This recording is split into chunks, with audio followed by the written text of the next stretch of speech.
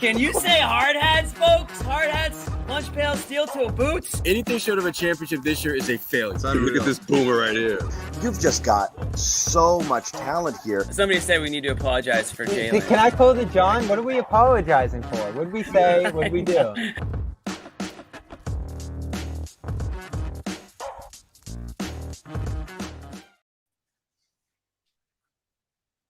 Hey, Bobby Manning here. Welcome to an off-season edition of the Garden Report. Most of the crew is here. The final portion of the program, okay? It's okay, Sherrod. You can wear it. Has that been by your side all summer, Sherrod? It has literally been right here all summer, right next to me. Just like the trophy, Tatum and the trophy. Yeah, he's taking the thing everywhere. My ring. Josue Pavon, welcome back. Been a minute since we've talked to you. No Dalzell here as well. Sherrod Blakely, and I am Bobby Manning. And we're going to mostly talk Olympics here today. There's a couple of news items bouncing around. Maybe we'll talk a little Summer League toward the end, but we've been there. We've done that. And I'm getting ready for these Olympics, which look like they're going to be fun. Look like they're going to be competitive based off the exhibition slate we watched over the last month here. And it got going with the opening ceremony last night. A couple games in the books. I think Australia beat Spain, and there was another game earlier today too, I think. I haven't watched any of them yet. We'll get to, was it Greece and Brazil today, Sherrod, Josue? Yeah. So that's coming up. And the U.S. starts tomorrow at 11:15 against Serbia. They destroyed Serbia in the exhibitions. Jokic really struggled in that game, but he's obviously one of the best players they'll see during this stretch here. And let's face it, guys, U.S., if they win, it's going to be, all right, they won. If they lose, it's going to be an uproar no matter how it happens here. And they're in group play, so they can afford probably one loss here in this stretch of games to start. But it's going to be Serbia, going to be South Sudan, who pushed them pretty hard during the exhibitions, and Puerto Rico they'll see as well, who they did not play during the exhibition stretch. So this team's stacked, Sherrod. Sounds like Kevin Durant might come back here, add to it. And you got LeBron being LeBron. He was amazing in those exhibitions. Embiid has been a little clunky, but they got a ton of depth at center. And when you have Steph Curry, Jrue Holiday, Derrick White at guard, Anthony Edwards, Tatum off the bench, I'm not saying this is a dream team level roster here, but this is definitely one of the 3 or 4 best rosters they've had in their Olympic history. I'm going to hold off on putting them on the Mount Rushmore of great Team USA's just yet, because they literally haven't won anything of significance yet. I think on paper, Bobby, you're right. I think this team is that good and should be talked about with that type of reverence going forward, but they haven't done anything yet. The fact that the highest paid player in NBA history is coming off your bench in Jayson Tatum says a lot about your depth. But I'm not quite sold on this team yet. I think that they are like a lot of superpower type teams where the better the opponent, the better they play. They had that nail biter against South Sudan, but they beat the snot out of Serbia, which is a better team. I expect the Serbian game to be a little bit closer. If they play South Sudan again, which because in their pool play they'll do that, they're going to destroy them. They're going to beat them by at least 30. I'm just going to put that out there right now, and that's how it should be. But I'm not quite ready to crown them yet. They haven't done anything yet, and they should be. Again, they should be the last team standing when all said and done. But the South Sudan game, the other close call they had, gave me reason to just kind of hit the pause button on just elevating them to top tier all-time great status. Yeah, I'm with you, Sherrod. Definitely. I just feel like the other teams are going to look at that and say, wait, we can beat this team. You know what I mean? I think it's shown that they're vulnerable for sure, even though they did bounce back with that humongous win against Serbia. I feel like a lot of the other teams can look for those moments of vulnerability, and sometimes they do.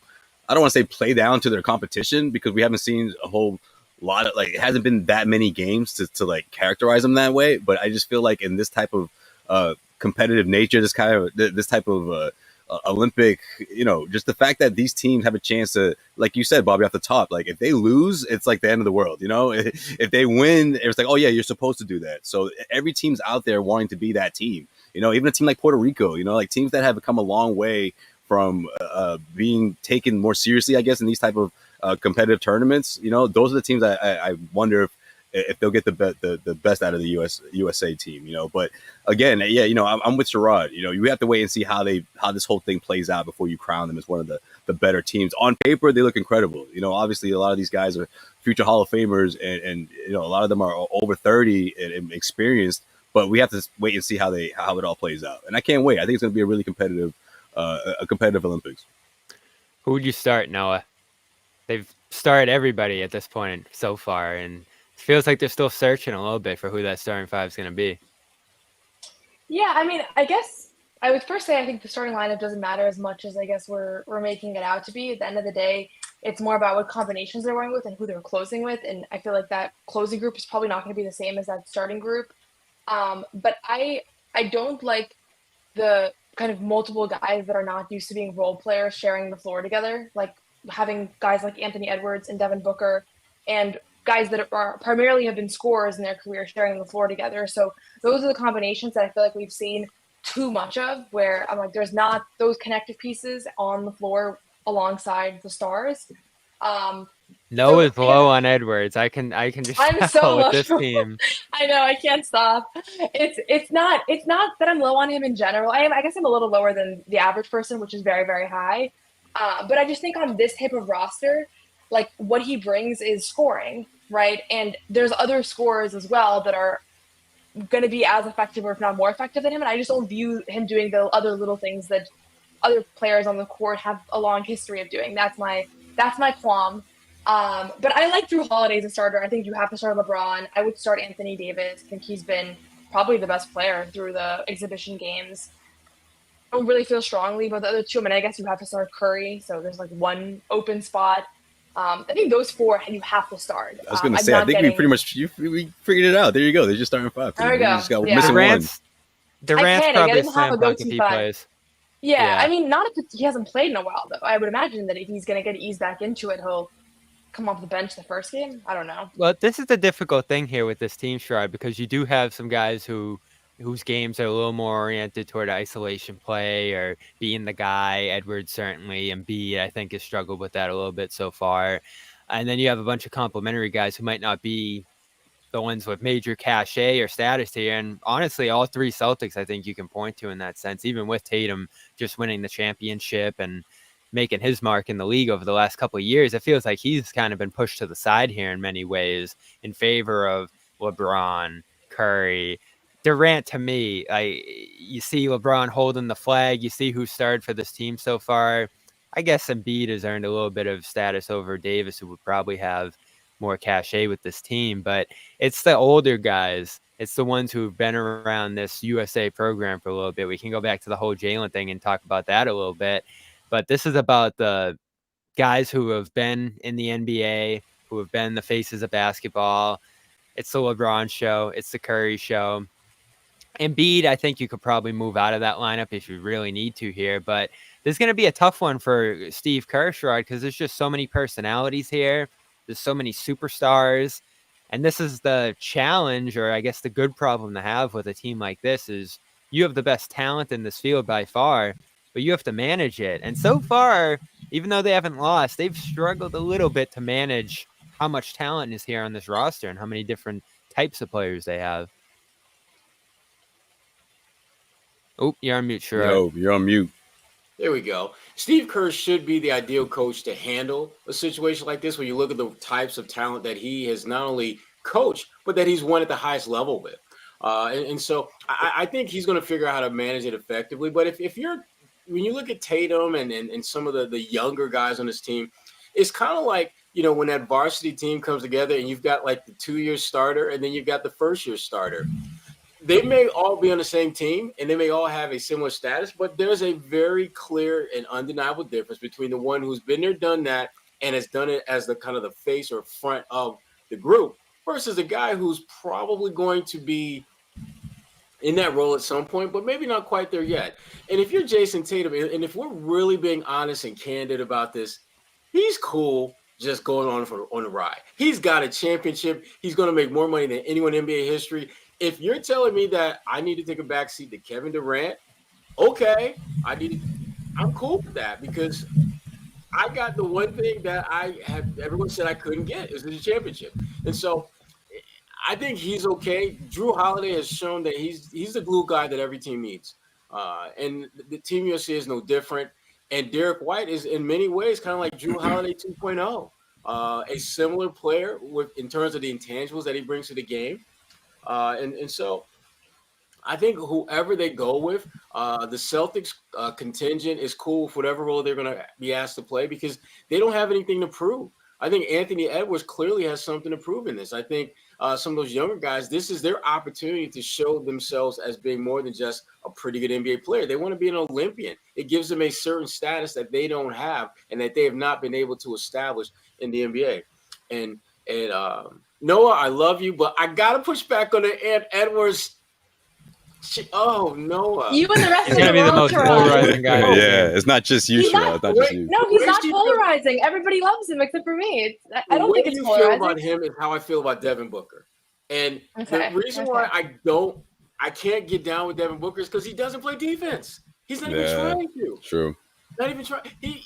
And at least with Anthony Edwards, he tries to play defense. And Anthony Edwards, he talks a lot of trash. And I'm okay with that. Most of the time, he can back it up. When he does it, you flame him for it, and he takes those hits like a true competitor would. Devin Booker, he doesn't take those hits because he's literally nowhere to be found defensively. So it's not even – you can't even, like, criticize him heavily for that because he doesn't even play – he doesn't even give you enough effort to criticize him about his team. It's incomplete. It's incomplete, Sherrod. Yeah. It's incomplete. I don't know how much we're going to see him. What's that? I don't know how much we're going to – I mean, some of these guys are going to have to sit down, too, which is going to be another challenge. I hope he's one that sits quite a bit. Because I don't want to see Devin Booker out there. He's the one guy of all the people that you can point to and say, man, could Jaylen be in that guy's spot? He's the one guy that I would have had in there instead of Jaylen. I would have in there instead of Devin Booker. Well, I was just going to bring up Jaylen because I know. Well, obviously. They need Edwards just because he's been the guy who's been able to just put his head downhill and score when they need to. LeBron's done that late in the games. But that's that Jaylen role that we saw with the Celtics, Josue, is when they really need a basket, when they need someone to break an offensive slump or whatever they're going through in the half court. He's been able to do that. A couple buzzer beaters at the end of quarters, just aggressive plays, and it might lead to some isolation-heavy offense, might lead to some stagnancy at times, but more than anyone else in this roster, he's just been able to put the ball in the basket at times here. And I wouldn't put him in the starting lineup, but off the bench with Bam and Davis, that combo that's been so dominant, and a point guard out there, could that be Derrick White? We saw it against, I think it was South Sudan late in that game.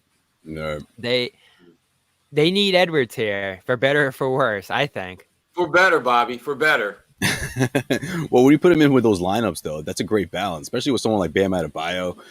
Guys like Anthony Davis, like they're a matchup nightmare for a lot of these teams. So I think that's where you're able to see him shine, especially scoring in transition. But yeah, I mean, at the end of games, I wonder if that's something that is he out there Steve for the Kerr, end of games? That's right? Is that someone Steve Kerr going to turn to? If maybe he's looking for some consistency on offense, and you put him in for a few plays and see what happens. Yeah, I can see that, but I just think it's going to come down to the defense, though, at the end of those games, and if he's hot, though, it'll be hard for Kerr not to keep him in there, So you wonder how long he stretches that, at the very end of games.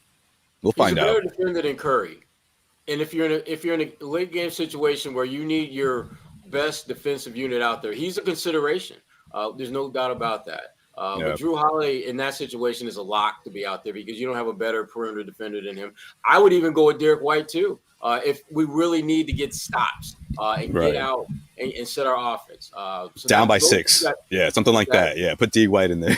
Right. Yeah. I mean, if we need to get a stop and they got a perimeter guy that's hot, why would we not have the best shot blocking guard in the NBA out there on the floor?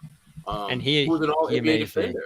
So he amazed me in the scrimmages for sure, which Could that lead to a role for him? I thought he was going to be a guy who would just come down and sit for this roster, be happy to take the back seat to the other stars here, but they needed him in that South Sudan game, and he was great connecting with Davis. More than just eat croissants, Derrick White. I thought that's pretty much all you would be doing. But you're right, Bobby. They need more. Even as one of his biggest relievers, he surprised me out there. I want to take a quick break to shout out Game Time. I can see Derrick White being a huge croissant lover. I can see that. Oh, absolutely. This is pretty cool, the role he gets to have with this team. I want to get to that. I want to get to Tatum as well as Holiday's role with this team. But first, shout out to Game Time, our official ticket partner here at CLNS Media for the summer. In the summer, there might not be NBA games or hockey games. Football is still a month or two away here, but they got you covered for baseball. And love baseball right now. We got Red Sox Yankees going on this weekend at Fenway. That's actually a tough ticket right now. So what a game last night. Amazing game last night. They're becoming a more fun team to watch. They got core extended, maybe making some deals next week at the deadline. So if you want to go to a Red Sox game, you want to go to a Connecticut Sun game, their season rolling along. You got concerts, you got events, ton of concerts this weekend. I'm going to a couple myself, and I'm going to use the Game Time app.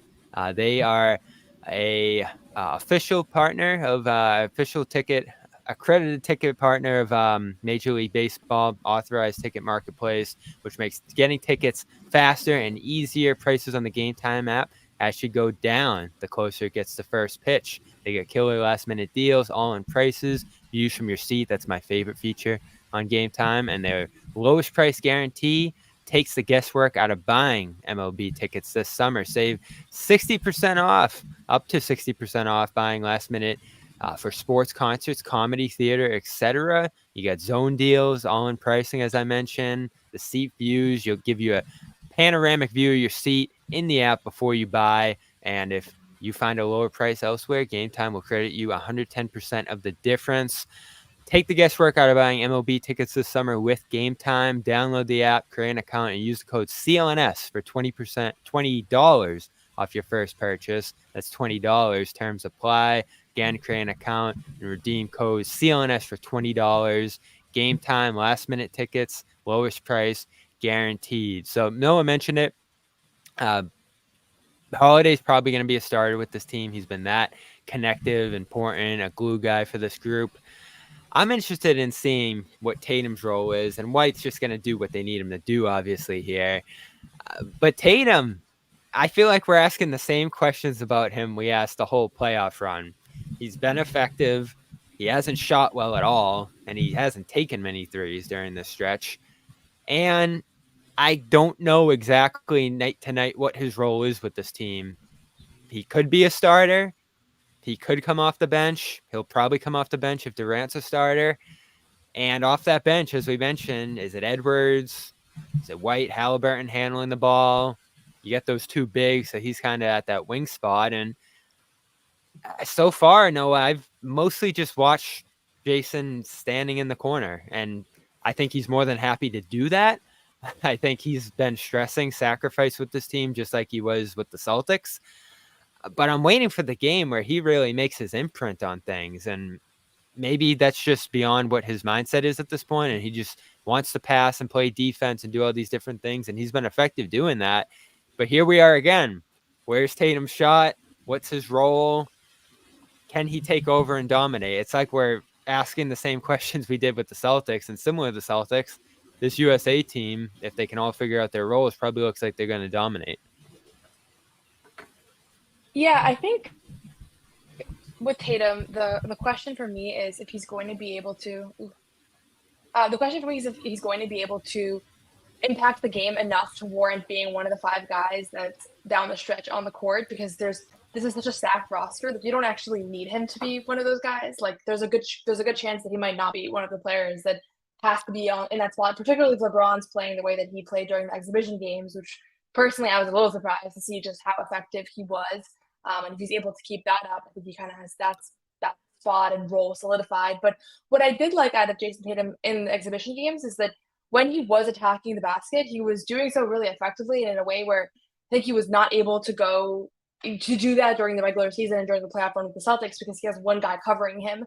And so he had flashes of like, if he could just keep doing this and driving to the rim and putting pressure on and making, throwing good passes out of drives. And I thought that he had those moments, but like a Tatum 3-pointer with a hand in your face on Team USA should really never happen.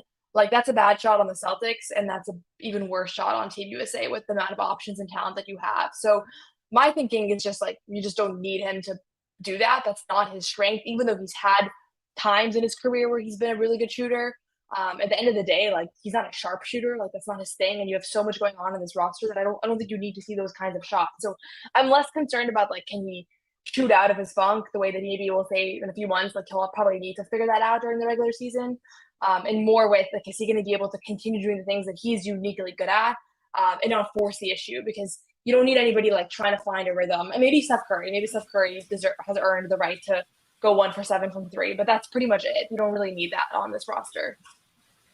I think Tatum is, well, first of all, Bobby, to your point, him staying in the corner, he's being Jaylen Brown / Marcus Smarted at that point if he's sitting in the corner waiting for the shot. That's kind of what those guys were doing. So Tatum is now on the receiving end of that treatment, it seems like now. But I think the biggest issue for Tatum at this point is motivation.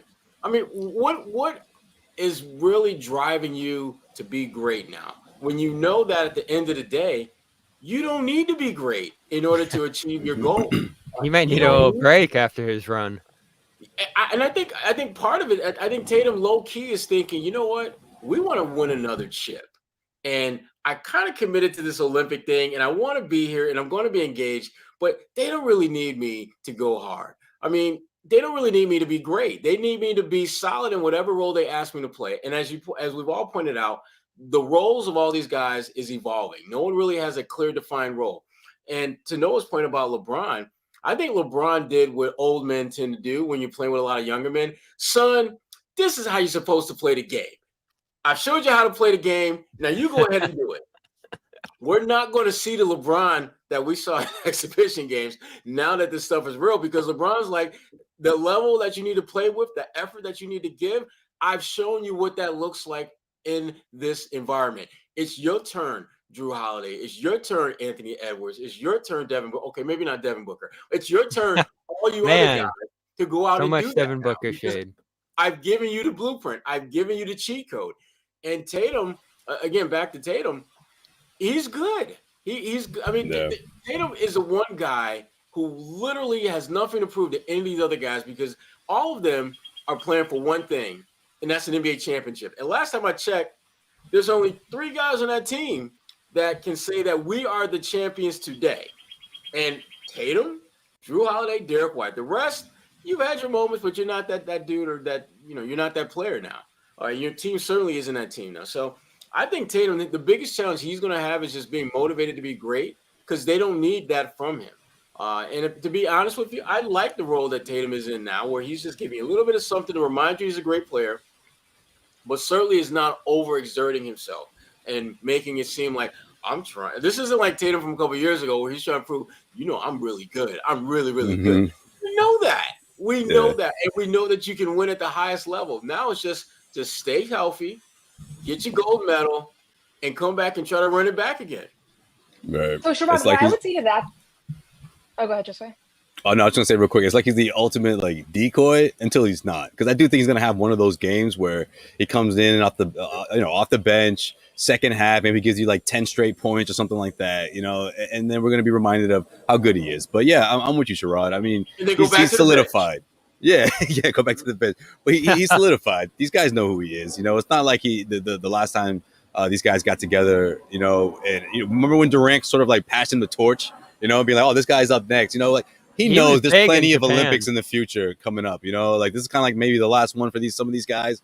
And I think he understands exactly where his role is on this team, especially coming off the championship. And I'm sure he's been reminding everyone, with the whole champ stuff and all those videos about when LeBron was like, oh, is that why you dunked on me? Because I didn't give you an autograph when you were 10. I love that stuff, man. Yeah. And real. That's a really cool, obviously a cool experience for everyone. But if you're Jayson Tatum, what a hell of a summer you're having right now. So again, I do think we'll get at least one of those games where you're like, okay, there's the Tatum game coming off the bench. But for the most part, he's gonna thrive in this role, but he's gonna do it in a way that it's not gonna be as flashy as some people might have expected going into this. Were you gonna say, Noah? No, Yeah, I we're was gonna just say gonna my say. fault. So I feel like no, you're good. I feel like my issue with the whole Olympic discourse is that I don't think anybody needs to show right now that they're great. Like that's not what the Olympics are about. It's this is like the one time where the reason the U.S. looks so vulnerable against teams that they should not is because you have guys with that same instinct that they have during the regular season as their stars on their team of being like, look, I'm the number one guy. Like, look, I can go create my own shot. And it's like, Team USA should be getting layups and open three-pointers. Like, that's what they should be getting because they have so much talent on this team. But that would also mean that none of you guys get your highlights and none of you guys get your step back, like, crazy shots that you hit during the regular season. When you watch the women's Team USA, I don't know if any of you guys have tuned in, but they're way better than the field, and they're playing like it because they find open, they in their one exhibition game that they had, they literally every shot that they had was an open layup or an open three-pointer, and they made them, and they won by a lot. And so to me, it's like, I don't mind if Tatum scores 4 points a game, and probably we'll have to have this discourse of, oh, Tatum's not the face of the NBA. He only had 4 points a game in the Olympic run. If he's actually creating easy shots for players. And that's why I was so high on like how Derrick White looked for South Sudan, because the whole game he was just getting people layups. And he, his box score was 1.45 assists. Like, nobody's going to be writing home about it. But his mindset was, I have like 4 stars on the team with me. I'm going to get them easy shots. And I don't see enough guys so far on Team USA being like, I have 4 superstars on this team. Let me get them an easy shot. Instead, it's like you see guys being like, let me get in my bag that's made me a Hall of Famer. And Tatum's not really going to be one of those guys, I don't think, because he actually has a lot of practice of not doing that because he was just on a team that won a championship with that mentality. But like a guy like Steph Curry, who I'm one of my favorite players of all time, this is an adjustment for him because when has he ever been in this position where like he doesn't need to be taking crazy shots and he doesn't need to be, kind of carrying the entire offense the way that he has, especially in the last couple of years. And so that's my thinking. I just feel like the discourse around like, is Tatum going to assert himself is kind of the reverse of where I would view it. Whereas it's like, I think nobody should be playing with that intention. But it's not going to happen because it's the guys are on that roster. That's just when they get out on the run, that's what they look like. It's unstoppable. And they've gone on some 22-2 runs and just game-changing kind of quarters, couple minute stretches where they look like that kind of team. But in the half court, when they have to run stuff, when they have to figure out the offense in a slower pace, that's when it gets a little clunky and guys have to figure out how to play together. And honestly, by far, in my mind, the best player on this team so far has been Anthony Davis, who's been able to get stops, get them moving. Bams look good at the 4. I think that's something worth watching. When we get into the regular season with the Heat, he hit 3 threes in a game, so he's been pretty good so far.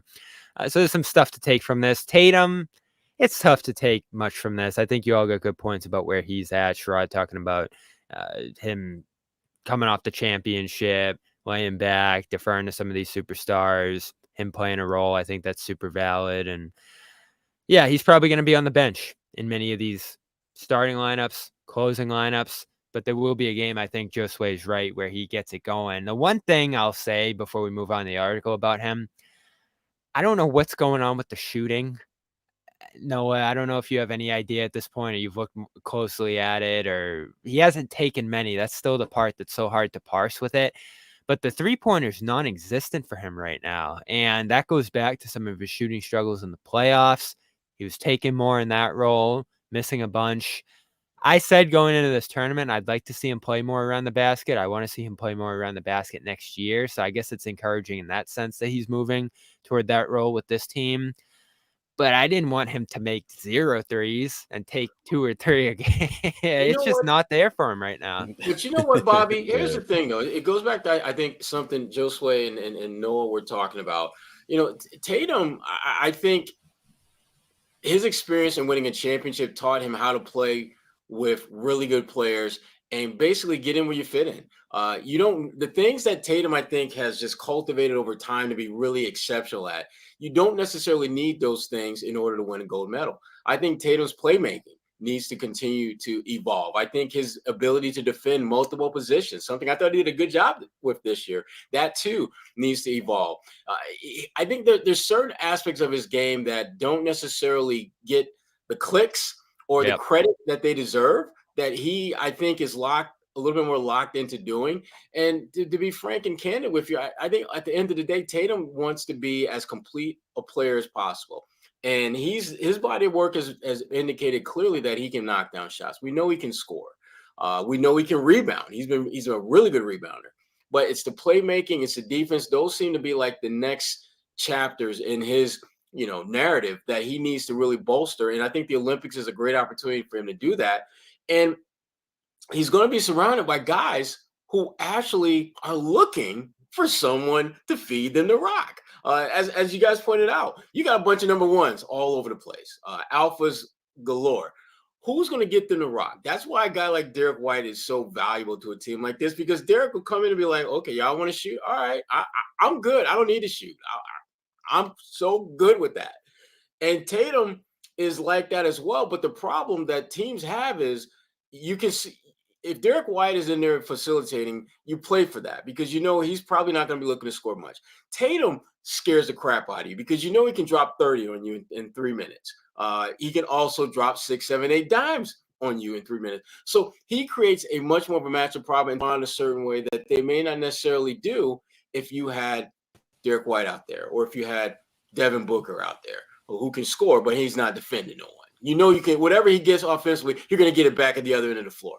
So, okay, enough Devin Booker slander. I'm going to stop. Yeah, for real. Booker, you need to work on defense. Three times, Sherrod. I'm just saying.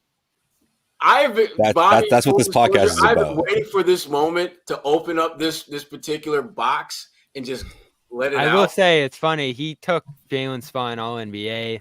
He's probably the guy if you were going to put Jaylen on this roster. And 4 Celtics feels a little much out of the 12.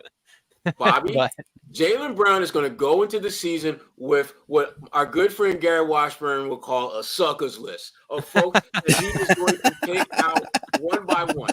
I guarantee you, when they play the Suns, that's such a Gary thing. One of Jaylen Brown's best games all season. And people are I thought you were gonna. I thought you were gonna say receipts, but yeah, that's the Gary way. That's Gary's version of a receipt. Yeah. Notepad of Booker, suckers list, and check them off one by one. He's gonna have a list. Maybe. Yo, it might not just be for players too, right? It might even be Stephen A. might be on that list too. He's gonna have his list going into next season for sure. He doesn't forget it. The Knicks might catch a stray from Jaylen Brown because of Stephen A.'s affinity for the Knicks.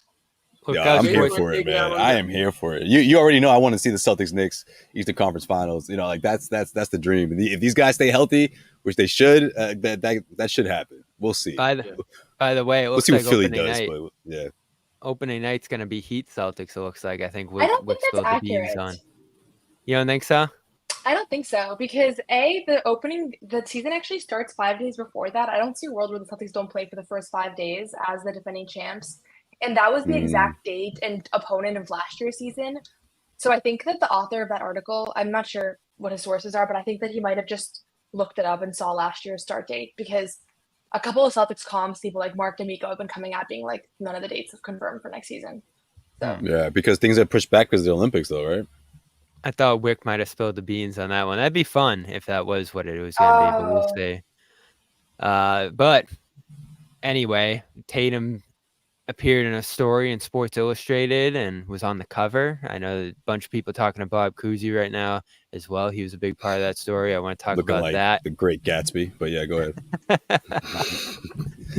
But first, want to give a shout out here to HelloFresh, and HelloFresh is very near and dear to my heart. Josue loves it. Sherrod, one of the biggest HelloFresh fans as well. Have you guys gotten your boxes yet? No, not yet, man. Yeah. I'm looking forward to it. Yeah. So mine came in on Wednesday. And I wasted no time. I made 2 of the meals the first night. Yeah, I don't blame you, man. It's so good. There was a shrimp spaghetti dish that was amazing that night as well. Good spicy butter within that as well. And then, yesterday made fish tacos that came out amazing. I've always wanted to make fish tacos at home. HelloFresh gave me all the ingredients I needed to do it. And here's the thing. You're looking for your cabbage or whatever you might need to throw in there. It's all available to you in the box when it comes. It's all pre-portioned. You just got to rip open those packages, apply the amount that's in the instructions, and you're good to go. Some of these meals are ready that they have in under 15 minutes. So I don't want to go too far into this, but this is just how much I love HelloFresh. Why? HelloFresh was Bobby in his happy space. Oh my God. I was so happy the last couple of days cooking with them. Yeah, he's a foodie for sure. It's like he hit the game winning shot in Game 7. Look at that face. Absolutely. And damn, game winning shot in Game 7. That's pretty happy. They're America's #1 meal kit for a reason. Here's the deal. You can get the kind of boxes you want. You can get them delivered when you want. They'll specialize the dietary needs you have. I know Noah, vegan route. They'll do that for her as well. Sherrod, he's all about the meatloaf. So they're gonna send they're gonna send him the meat. Protein. I'm a fish guy, so I go the fish route. Josue, what's your go-to?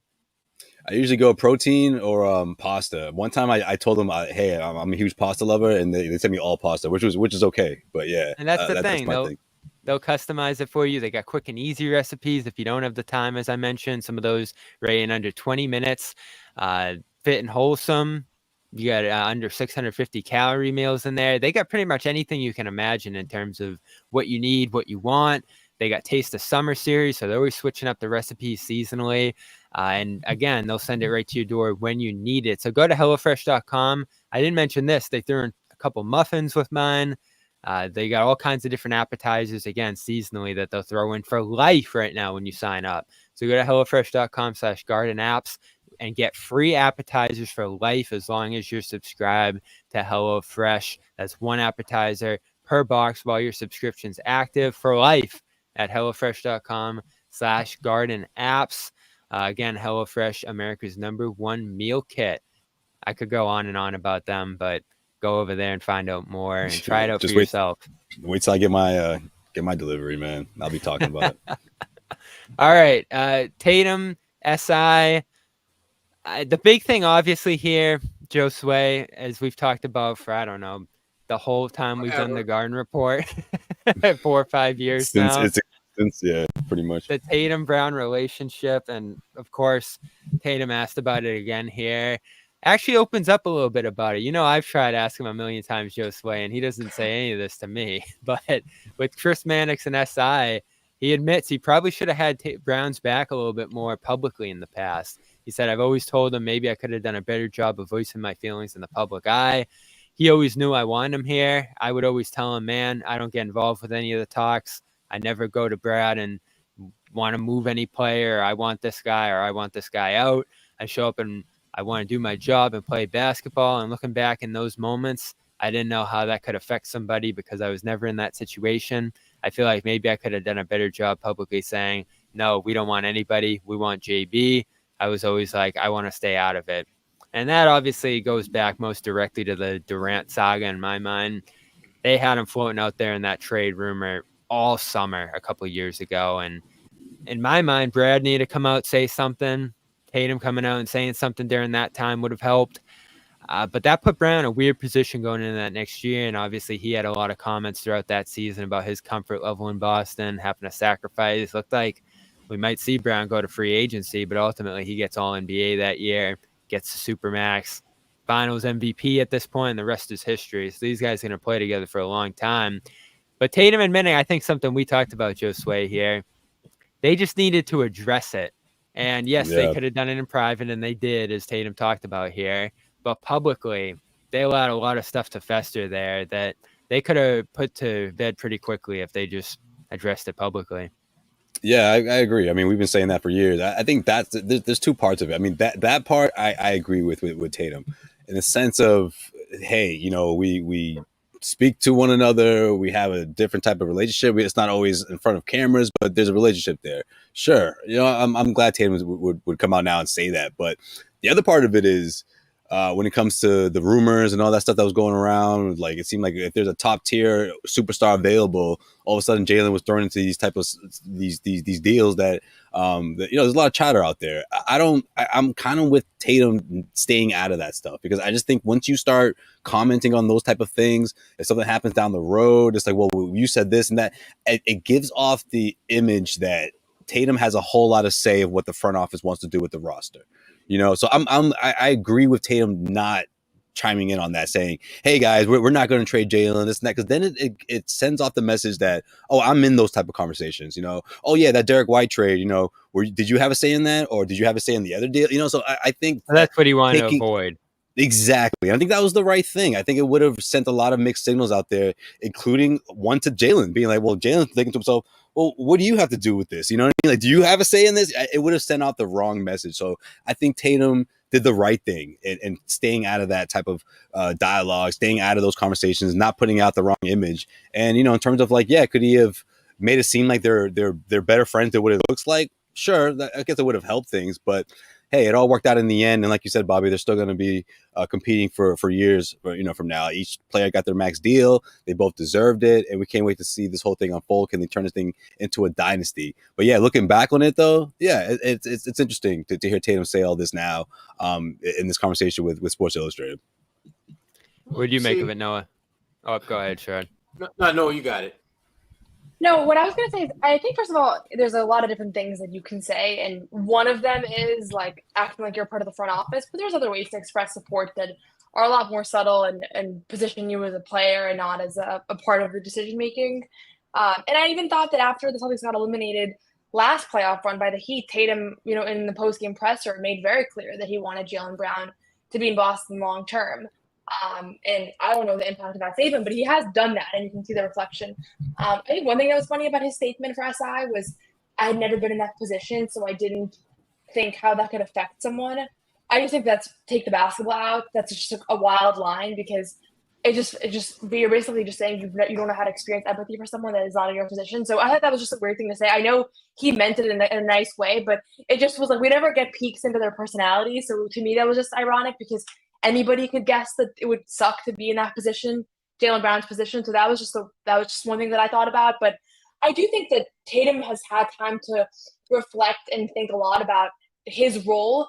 And I don't think it's a passive one. I think being passive, and like I probably disagree with what you think, Josue, about him, but it's better for him to kind of remove himself from the equation. Like, regardless of whether or not it's fair or he wants to, like, all of these guys are stars and they have an enormous platform for social issues, for team issues, for all sorts of things. And so always the decision to just sit out of stuff has a consequence. And I think in this case, part of what he's doing now, like saying to SI that he was happy that Jaylen Brown won Finals MVP and that he felt like he had been snubbed from things in the past. Like, would it have killed him in the past to say, I think Jaylen Brown should have been all NBA, or should have, like, stuff like that goes a long way. And I don't think that he was always great at making those statements. And Jaylen's been willing to do that for him. Yeah. And so, and that's so I actually really liked hearing these comments from him. And I think they show growth on a personal level, just thinking about, like, my voice actually carries a lot of weight, and things that I say publicly can actually really alleviate burdens on others. And you don't have to experience those things to be able to imagine or empathize, like, how someone else might be impacted by those things. Yeah, there's an unwritten but very real contract that you sign on to when you become the face of the franchise. And often that contract involves you speaking out on things that may, in the eyes of many, be above your pay grade. Tatum, you got to do that. And when you don't do that, that's when problems arise.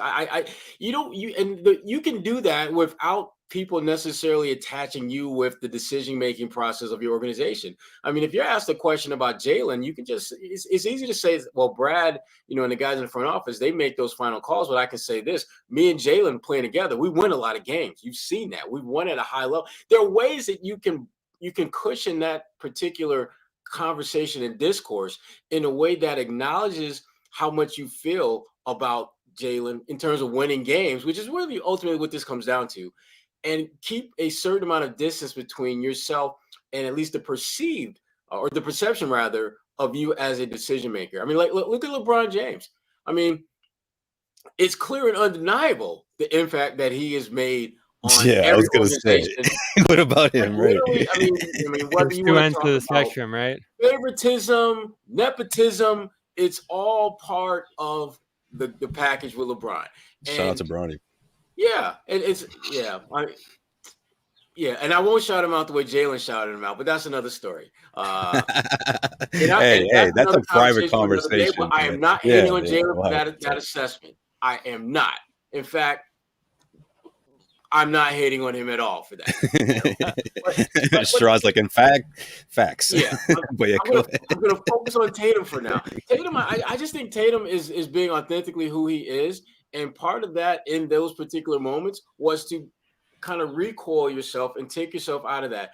And to Noah's point, it is surprising that he can't actually envision this being a problem for someone else. It's like, it's really not that big a stretch to think that might make someone uncomfortable. We were screaming it at the time. We're like, say something at many different points, actually. Right. And it's recently as this past season.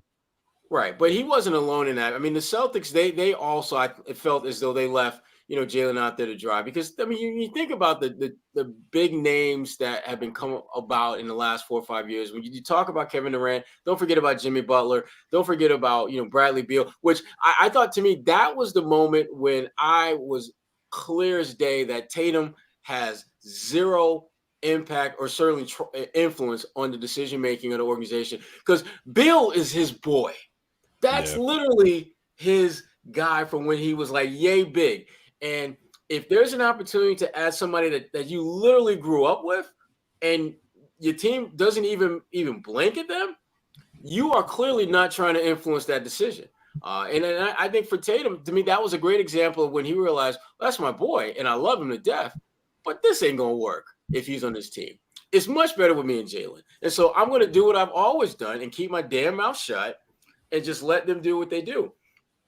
I think it would have been interesting to see what would have happened if they were seriously contemplating moving Jaylen. Would that be the moment that Tatum had a conversation with Brad and be like, nah, we shouldn't do this? Or would he still remain quiet? To me, that's the moment where that loyalty, love, whatever you want to call it for Jaylen will be put to the test. But other than that, Tatum's going to keep doing what Tatum does, and that is ball out and every now and then speak on it, but hardly ever speak on it the way we think he should speak on it or articulate how he feels about it. Because what he said in the SI article, I think is really how a lot of us were thinking, you got to feel this way about him, right? Right.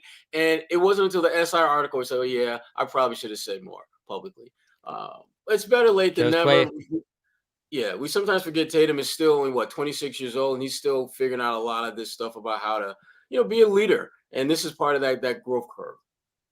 Yeah, and I like them acknowledging some of their on-court difficulties too. Figure out we need each other, learn how to coexist, be the best version of ourselves in order for this all to work. We weren't the best playmakers early in our careers. We developed into guys that really bleed the game. We want to be a good example of guys that play on both ends of the floor and guys who are the best teammates that we can be. So it's kind of how I felt about it on the court too. Time. He acknowledged what we've been saying for years, and I love him for that. I love him for that. Better late than never. Absolutely. So you can go check out that article on SI. I want to hit on this too quickly because it is kind of a big deal, even though it's not the biggest Celtic story ever. But the TV rights came out, and I know some people are bummed about TNT losing the rights, mostly because inside the NBA pregame, halftime, postgame show probably going away at this point. Now, I guess Charles Barkley, Sherrod, said he's had some conversations with some of the other TV networks that have gotten the rights here, namely Amazon and NBC. So maybe they rework this show somewhere else. Maybe some of the guys reunite in a different location here. But this does feel like an end of an era with TNT going down. And I don't know what to expect from NBC. You probably remember the old NBC broadcast, Sherrod. I don't know if it's going to be the same thing or similar or what that was like. And then Amazon's a whole new world. You're going to have to be logging in your account on your smart TV to figure out how to watch those games. And they're not going to have a ton of games, but they're going to be that third broadcaster alongside ESPN and NBC at this point. So I don't know. What do you make of all this, Sherrod? And is it going to be better, worse for viewers' experience here? As the Celtics are certainly going to be on many of these national TV games in the next handful of years. I think it's going to be worse because you're first of all the players that the NBA has partnered with from a TV rights standpoint, TNT has been just the most consistently elite of the bunch. When you look at with Ernie, Charles, Shaq, Chuck, those guys, they have been the standard that every other on-air grouping has tried to be. And knowing that this is going to be their last year as they're currently constructed is What's going up, to be Sherrod? Oh God. Yeah. Jimmy, Bobby, Jimmy? Jimmy, lock the door. We let anybody in. Man. Hold on, Wait, Jimmy. Hey, Do we need to give you a test before you come in here? You just crashed it. Somewhere? Dude, you crashing the show? Damn it. All right, I'm Oh, hell yeah. There it is, Sherrod. Forgot the Sherrod, what were you saying? Where are you? In Jurassic Park? What's going on? No, I'm at my parents' place by the pool, all right? Damn it. No one even brought it up until Jimmy comes on, of course. 30 First thing out of his mouth. The most Jimmy thing ever. Have to get Jimmy up to speed. With the sun glaring. By the way, our Paris correspondent coming up for the Olympics, Jimmy Toscano, is going to be on the ground out there. That's right. Yeah, I got the USA. Me and Bobby are both going to the USA Olympics. representing over here. Yeah. So me and look out Bobby for are me and representing Jimmy. overseas. Are you going too? That's the stuff, Jimmy. I didn't know that. What do you want to hit on, Jimmy? We talked a little Tatum. We talked a little Team USA. Yo, this better be good. We're kicking around TNT losing the All right, rights. Sherrod, We'll sorry give you to cut picks. you off. I'm sorry, Noah. This is wild, but yeah, go ahead, Jimmy. What are you gonna say? What do you want to hit on, Jimmy? We'll give you. A Hi, topic Noah. here. Hi, Noah. Sorry to interrupt. You guys No, continue. why I'm are just you gonna guys listen. apologizing to me? Because Why am I this getting is just apologies? this is so Jimmy, and this only happens here. So I'm sure you're like, what is going on right now? Only on the Garn Report. Yeah, Come on, Jimmy. This is media. This is what we Give do. us- What other podcast does this for real? Yeah, exactly. give us sure. Off-season mode. Give us something, Jimmy. What do you got? What are you got guys a take talking on about? something? What- We got what am I- Tatum. We got Team USA. We got TNT. This dude. Well, okay. Well, we're Unbelievable. talking. I thought he came in with like a particular thing that was Saturday bugging him that he morning. was- Yeah, Yeah, right. Exactly. I had Right. something to say. Coming in here like WWE style. Like, come on, man. He What was do you just got? like, all right, what's everyone doing? Yeah, right. I didn't We get just the. I didn't. Played your I didn't get. intro. Go ahead, man. I didn't get the memo of the time start here. I pop on Instagram. I see Bobby's live. I'm like, what the F? So I hopped on immediately to make sure that I could Just immediately join jumped the on. party. Yeah, With his phenomenal shirt on. I love it. I got the phenomenal shirt. I'm representing. Jimmy, they're Sherrod's trying to representing with the hard hats. Jimmy, they're trying to shut down inside the NBA. What are we going to do about this? By the way, guys, That's what hard we're hats are at. still on sale. Thank you, Sherrod. I love how you're still plugging those. The TNT stuff is sad to me. I mean, we all love what the product that TNT puts out there. It's the best. We all love the whether it's pregame, halftime show, postgame. You know, that crew is just unbelievable. So that's sad. I mean, if you're a fan, like it's one of those like Chuck's statement kind of summed it up nicely. Like it's a sad day for the fans. Like it's about money and whatever. Like at the end of the day, we all know that the business side of things is going to rear its ugly head and win out, I guess. But anyone who's a fan of the NBA over the last 20 years or whatever has like those guys are like almost like they're in your living room. They're like part of your extended family. If you're an NBA fan, you grew up watching the game, you look forward to their reactions. They call it like they see it too. They don't, sugarcoat things. They don't beat around the bush. They all understand the game. A lot, obviously former players. And then you've got Ernie, who's just like unbelievable in his role and like the camaraderie that they get. I think we honestly like our show is like a offshoot of that show. I feel like we have some similar vibes in a way where we're like friendly. If Amazon wants to call So us true. in, we're ready. That's right. We're ready. We might have to be the new TNT after the season's over, but only like this, only Zoom version. Like, I can only see that. the internet version. I hope that those guys can still figure out a way to keep it going in some capacity. I don't know if they're going to end up on different networks, but it would be a shame to just not have that some version of that show because it's just such a great thing. And so it's sad, but NBC is going to do an amazing job with the coverage. Obviously they're Sherrod looks a little surprised by that, but I think they're going to, I think I'm excited to get the NBC theme song back for NBC or NBA on NBC. Why is everyone Very assuming exciting. that though? Yeah. I mean, I guess they Because own it's it. a layup. It's a layup. all No that pun matters. intended. But Ish. That's a horrible idea. Someone's got to round get ball, a check rock. for that. Come on, but they gotta have. They're gonna modernize whatever they do. They have to, because if they try to bring back what they did in the '80s, that's gonna be a problem. But the '80s, like, come on. I mean, that was before our time, but won't be the same vibes. Yeah. What do you want? Some, like AI EDM version of it? Like, come on, give me like the original stuff. You know, you're probably not that far off. Actually. Yeah, I was just it's probably going to be something like that. Sad. Really. Yeah, there's not too much to say about it. It is a little bit of a bummer, but maybe those guys will reunite somewhere else. Maybe we'll get something new. I know Dwayne Wade's on with Noah Eagle for the Olympics. Maybe we'll see those guys with NBC. I'm with Sherrod, though. I don't. There? Sorry, I just thought of that right now. He was at the opening ceremony. Like, why is Snoop He was lighting everywhere? the torch. Who better to light the torch than Snoop What is he? Dogg? Is he an Olympian? Does he have anything to do with sports? Like, what is? It's just so random. Snoop being there. Like, why is America so random sometimes? Like, it's just a random thing to do. But all right. Because Josue, he's got history with lighting it up. What did you do? You watched. What are they looking for? Eyeballs. Boom. Viewers. I guess that's true. Man, he does have like 17 endorsements. Snoop can pass the torch, if you know what I mean. I was just gonna say, no one better. All right, I before we figured go a off joke in the there rails somewhere. here, I have some rapid fire questions before. To close us out. We're very close to veering off the rails, but we're still on. Rocket Money, want to give them a shout out. They're back with us here on the Garden Report. CLNS Media, great sponsor. Right now, you can cancel your unwanted subscriptions with Rocket Money. How much do you think you're paying in subscriptions every month, Jimmy? Probably more than you think. Over 74% of subscriptions get forgotten, or 74% of people have subscriptions they've forgotten about. I definitely did. And thanks to Rocket Money, I'm no longer wasting money on the ones I forgot about. Most Americans think they spend about $62 per month on subscriptions, but the real number is closer to $300, as Jimmy knows. This is literally thousands a year, and it adds up.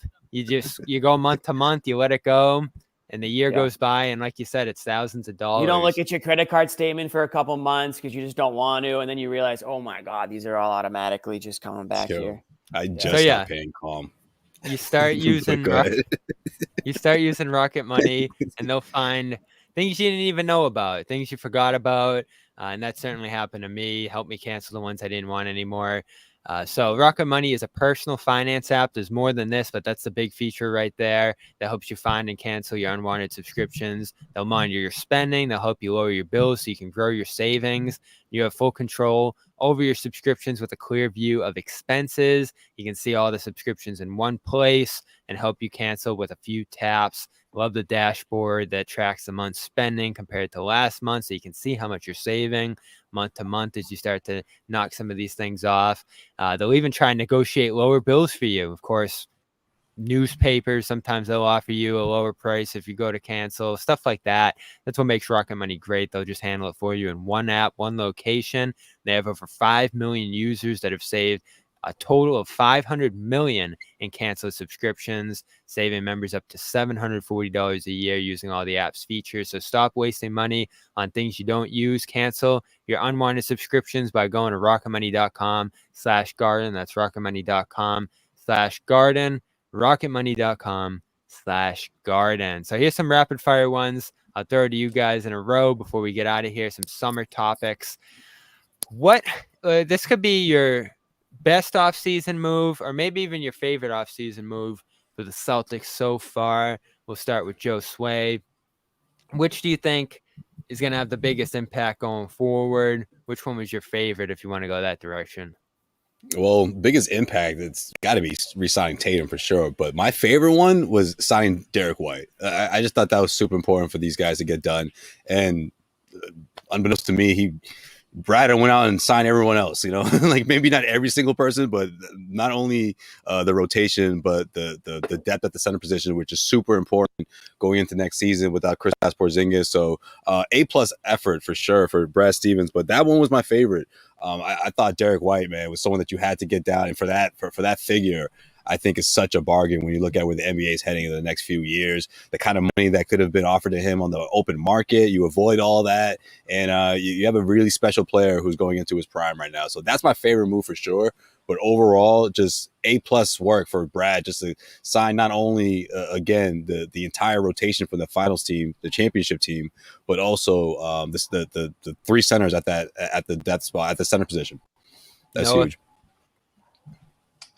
I was going to say Derrick White's extension. I think that was the singular most impactful. And I guess it wasn't a sure thing, right? I think we were thinking maybe it happens this summer, maybe it doesn't. Tatum's felt inevitable.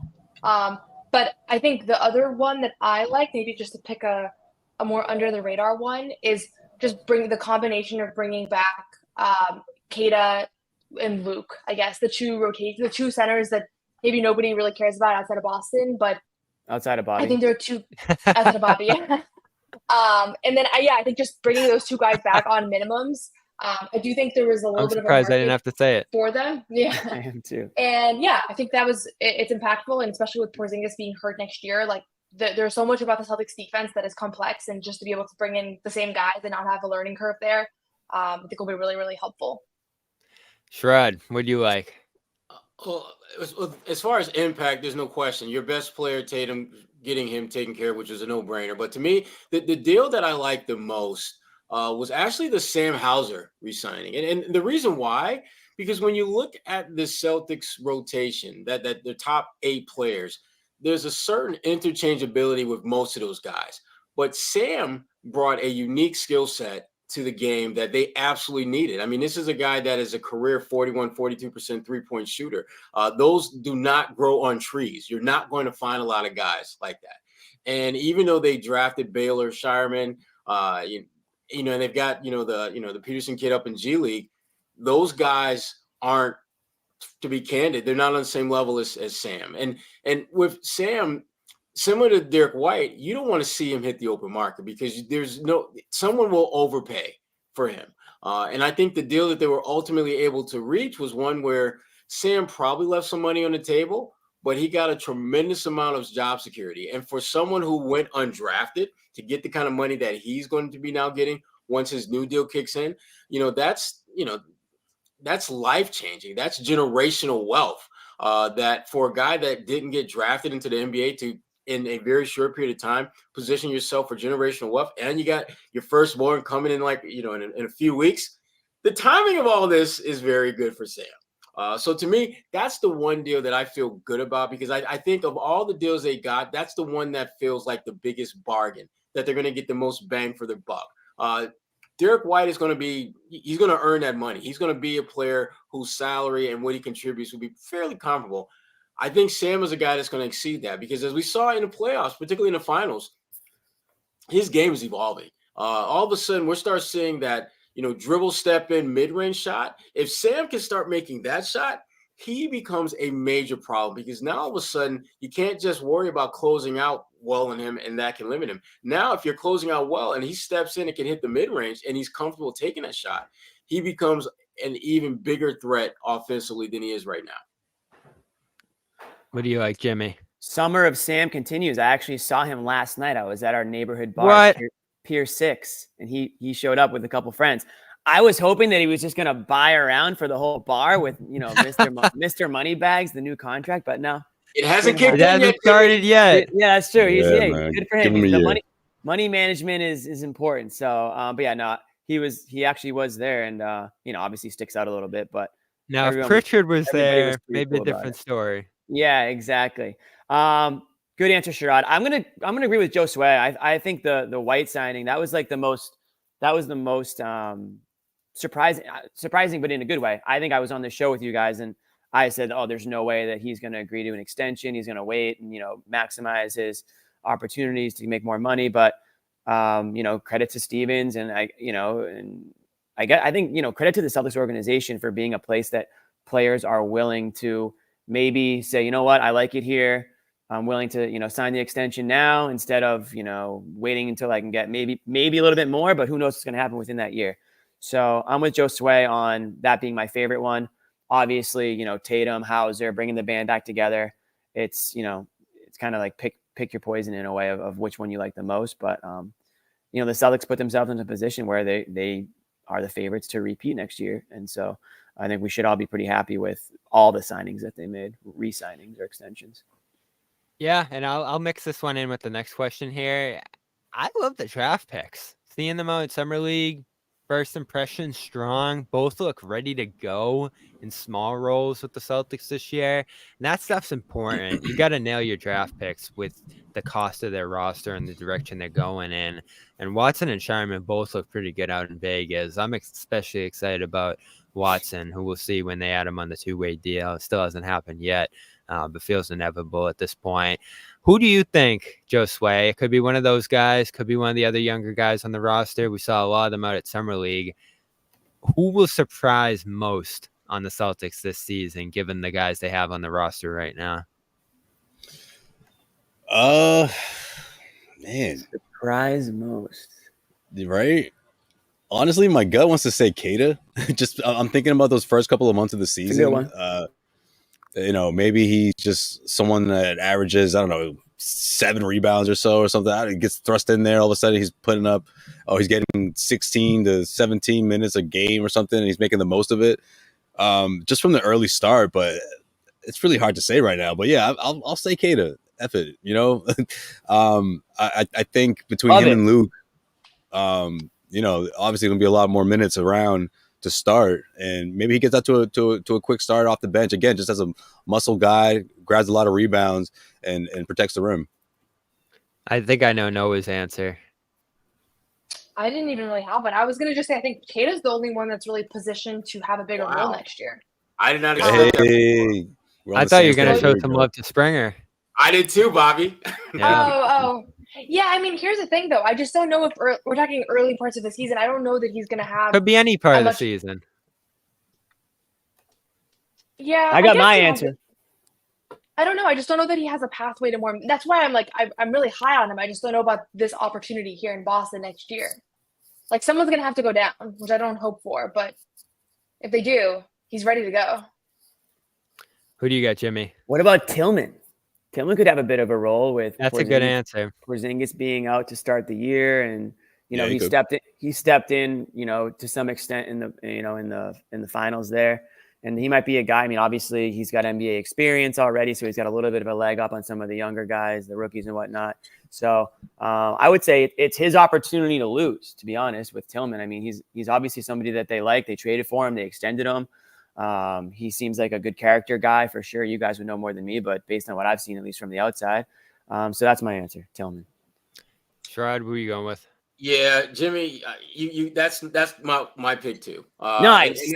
And that was my pick from the beginning, simply because remember, Tillman came mid-season. So he never had a chance to fully go through training camp with these guys and just really fully acclimate himself from day one. That's going to be to his benefit. People forget that Tillman, this is a guy who has been an NBA starter on a team that got to the playoffs, when he was in Memphis. So let's not pretend as if this is a guy that doesn't have a body of work that warrants him being in the mix to be a starter. And when you look at his overall game, it really does seem to be somewhere between Luke and Keita, where he's more physical than Luke. I don't think as polished offensively as Keita is. And Keita may seem raw, but every time I see Keita play, he gets buckets. He gets buckets. And they're not just, lob dunks. He actually has post moves that he's able to execute. And so to me, Tillman is the best of what each of those guys brings to the table. And then when you throw in the fact that he is experienced and he's only 25, 26 years old, it makes a lot of sense that he's a guy that's going to carve out a role for himself. And a role that I don't think anyone anticipates to any great extent. But as Noah pointed out and others have pointed out, with Porzingis being out, there's a golden opportunity for one of those bigs to really establish themselves at the start of the season. And I think Tillman's going to be that guy. Last question I got for us here before we move on. USA, Serbia tomorrow. Probably have some coverage of that. But I want to revisit this question because I'm sure we're all thinking about it a little bit. It's probably the biggest question because everybody's back on the Celtics, and there's not a ton of questions outside of the Porzingis thing with Boston, at least once the playoffs come around. Who are the 3 biggest threats to Boston? And this one's tough because a lot of them are in the West. Probably have to hedge a little bit. Who do you think comes out of the West with this question? But I'm revisiting it just because I'm starting to warm up on the Bucks a little bit. Wasn't high on them last year. Why? Didn't like how that season looked. Didn't like the load fit a lot of the year. I know Middleton's had a couple of surgeries this offseason too, and that's not what you want to see if you're them. But I go back to Giannis.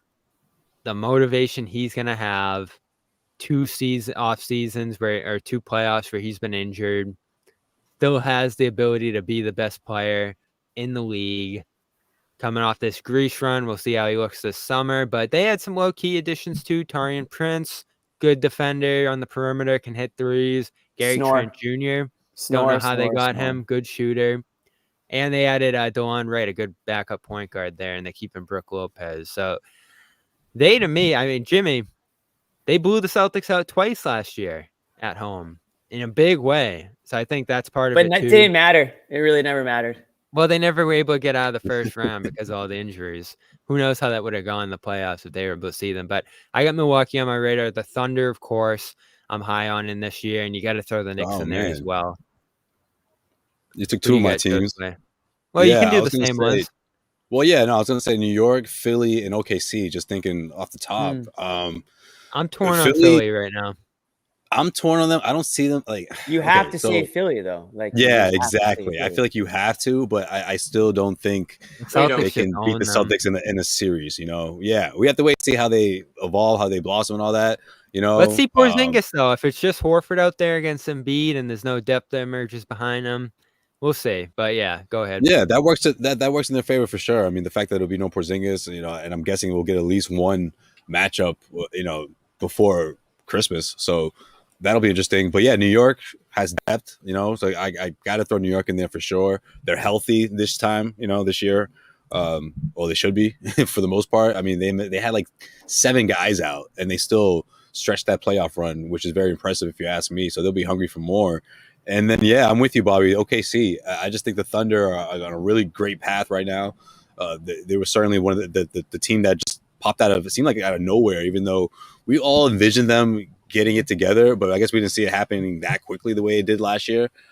So yeah, the fact that they added Muscle up front and Herrnstein, someone that who New York loved. Like Knicks fans are going to really miss that dude, and he was I think he solved a lot of those defensive issues, rebounding issues that really hurt them in their playoff run, which nearly reached the Western Conference Finals. But yeah, those are my 3 teams. Yeah, OKC, New York, and Philly. I guess you have to throw them in there. So those are my 3. Who you got, Noah? I was going to say, I think New York's the team that out of the East is the clear, just best assembled roster. And I thought they showed a lot of encouraging signs last playoff run, despite being so limited. So I really do believe in New York. I think they could really challenge the Celtics.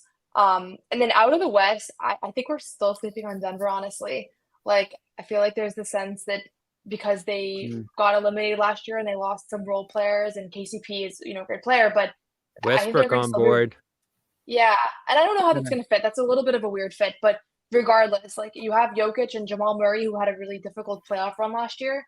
Like they were a really tough matchup for the Celtics before last year's playoffs, and I think they'll still be that this year. So that's just another team that's in the mix. But resonate a little bit with your Bucks comments. I just think that because that matchup never happened, Bobby, like we kind of assumed the Celtics would have been a cakewalk, and it probably wouldn't have been. But and the Bucks also I feel like are being a little slept on because they didn't get better necessarily, but we never really saw them at full strength. So just some of the sleeper picks. I think it'll be. I mean, everything has to line up to win a championship, right? And so there's a lot of potential threats to the Celtics again. Like I think some people are getting maybe overly confident about how easy it is to repeat, considering it really never happens. It doesn't happen very often, at least.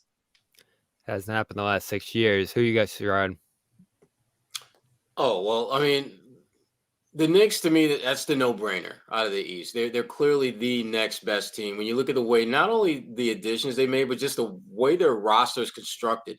They have a lot of two-way versatile players now that, in many ways, they look a lot like Boston. I don't think are quite as talented or as deep, but they're very much some clear similarities. Out West, I think OKC is only going to get better. And picking up Hartenstein, as Josue pointed out, was a major get. I thought that when we go back and look at like the top 5, top 10 offseason signings, to me, that has to be in that list. Because it addresses a very clear need for what they, as a roster, I thought didn't quite have as much of as they needed in order to get over the hump. And my third team, and I'm a little surprised I haven't heard them mention. You're going to say my team. Minnesota. Wow. No, you didn't. And here's why. First of all, it's not Phoenix because they have Devin Booker, and Minnesota has Ant Edwards. But beyond Anthony Edwards, you got McDaniels, you've got Cat, you've got the 6th man of the year, Naz Reid. You start looking at the pieces that they have, they're a pretty damn good team. And the bedrock of their team is defense. And we all know that at the end of the day, teams that typically, if you're going to lean one way or the other, whether it's offense or defense, those who tend to be a little bit more defensively strong are the ones that typically find their ways deep into the playoffs. And I do think Anthony Edwards is still a little bit burned about not getting further in the playoffs. I think he's going to come back with a different kind of focus. And this was the first year where it was clearly Anthony Edwards' team. And there's a bit of a transition that goes with that, particularly for someone like, Cat, who for as long as he was a Timberwolf, it was his team. And for him figuring out what his new role will be, for Anthony Edwards assuming that leadership role and owning it, and the guys around him recognizing that, it takes a little bit of an adjustment. I think they're going to be a better team than they were last year. And I would not be surprised if at the end of the day, it's Boston and Minnesota in the NBA Finals. Would not be surprised at all, because I think Minnesota has a lot of the pieces to be that last team standing out West. And the Celtics, to me, are the team to beat, not just in the East, but just in the NBA in whole, obviously as champions, but also in the way that their roster is constructed and the fact that all the moves that teams have made this offseason, I still don't feel as though anyone made enough moves to where you can put them on the same level, same plateau as the Celtics. And that says a lot about Brad Stevens and their ability to just keep a good thing going, but more importantly, keep a good thing together. Looking back on it, I do kind of wish we saw that Minnesota-Boston series, especially the way the Dallas one went. Mavs never competed much in that series at all. Jimmy, I have a feeling you're going to throw in a team I'm thinking of too here that people are writing off a little bit, but they've battled the Celtics tough in the past. You know who I'm going to say, Bobby? My Pacers. I knew it. My Pacers out in the East.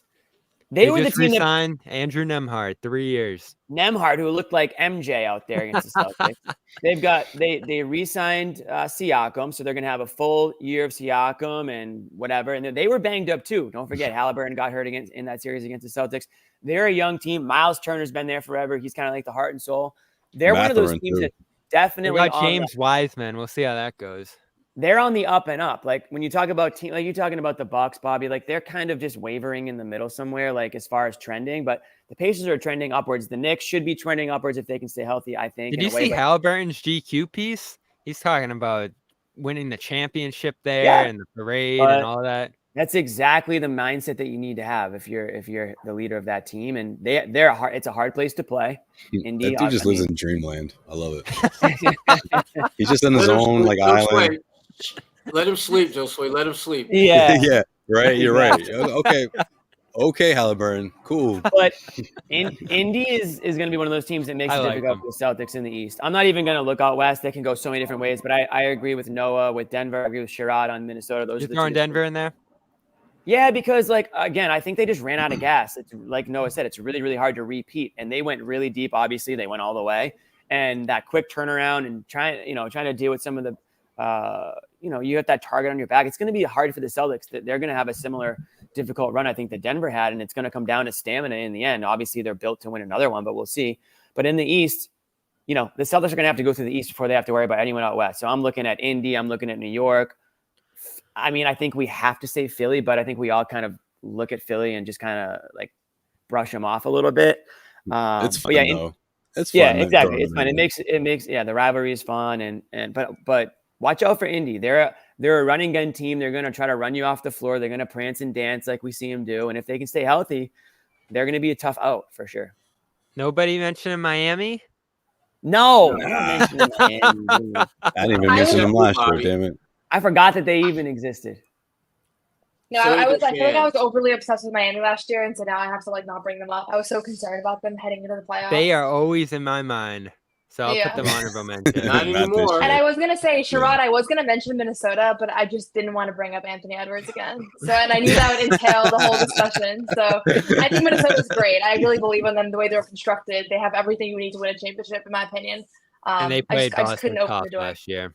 Yeah. I think the 5 teams that played Boston tough last year are the toughest. Were Denver, Minnesota, Oklahoma again, Indiana, as well as Milwaukee. Maybe the Bucks. Milwaukee. Yeah. They blew them out bad in those 2 home games. I was up there for one of them. One of them was like a schedule loss, I feel like. Yeah, it was. Not so it was like the 5th game in 7 days. Philly does have a decent roster, though, now. I mean, and they played the Celtics tough early last year. I mean, Maxey is a beast. So, I mean, he's only getting better. You look at players who are going to get better, and you kind of have to project their teams to be better. So that's why I say Indy. That's why, like, when you look at Philly, there's a couple guys that are trending upwards. You know, when you look at like Minnesota, Sherrod, like all those guys are trending upwards. So those are I thought Cleveland you have to them mention them. That's why you got to mention Philly, though, Jimmy, right? Because you're talking about a player who's getting better, an all-star caliber player in Maxey, and then you add a Paul George who's, you know, he's a coin toss.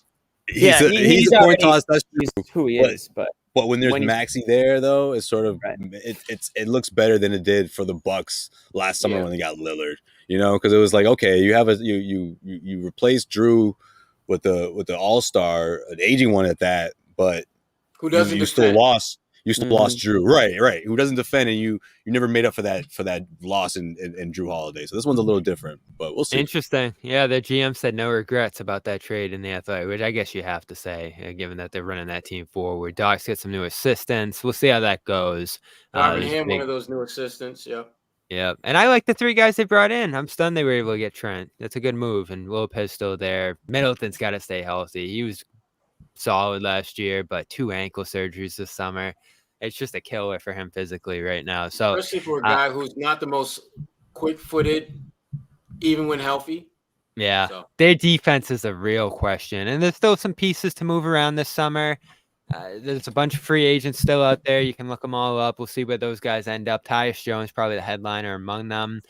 Plenty of trades to happen. Does Lauri Markkanen go somewhere? So still some things floating around this summer, but the work's mostly done. We pretty much know who's going to be playing for who next year, especially on the Celtics. So we'll try to come up with some stuff to talk about as the summer progresses. Fortunately, we do have the Olympics, which is going to get us through August. That's not a bad tease, though, right there. You know, there you go. Some Lauri Markkanen talk. You know, he's on the market. So we got USA, Serbia tomorrow. Good way to start it off. A real opponent, MVP on the opposing side for the Celtics tomorrow, 11:15 Eastern. So you're going to have to get up early if you're out west, but we'll have some sort of coverage here. Thanks for stopping by, Jimmy. Pleasant surprise on this Saturday. Glad to be here. I like that. Glad to see the family again. Sherrod, Bobby, I'll see you in Paris. Yes, I'm taking off. That's wild. You guys got less than a week. Send some good stuff. There you Bucket go. hat Bobby in Europe. I don't. Do I have to wear one of those? What are those French hats? Maybe I should get one of those. Yo, you should. You should get a blue one. The internet lasts forever, Bobby. Just remember that. Thank you, Sherrod, for being here. Jimmy hopping on agenda free. I like it. Yeah, same to you. Same to you, Bobby. That's my life, bro. And shout out to Noah. She's starting a podcast with CLNS Media. Yes, sir. Welcome to the family. Starting soon. When's the first one coming out, Noah?